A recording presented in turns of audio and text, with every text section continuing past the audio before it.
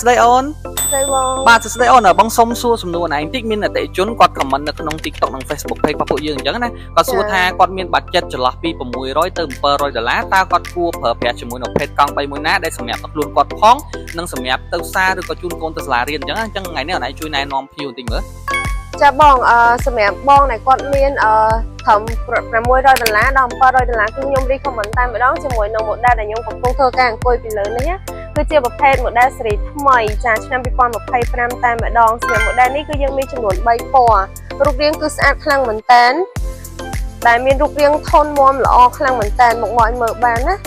ហើយសម្រាប់ model នេះគឺយើងអាចហៅបានថាជាប្រភេទ model Mini Cooper ចាគឺមានរូបរាងស្អាតខ្លាំងមែនតើដែលយើងសាកថ្មពេញអាចជិះបានពីចន្លោះពី40ទៅ50គីឡូចាដែលយើងអាចជិះគ្នាពី3ទៅ4នាក់បានមកមកឲ្យមើលបានក៏អីគឺទលាខ្លាំងមែនតើហើយសម្រាប់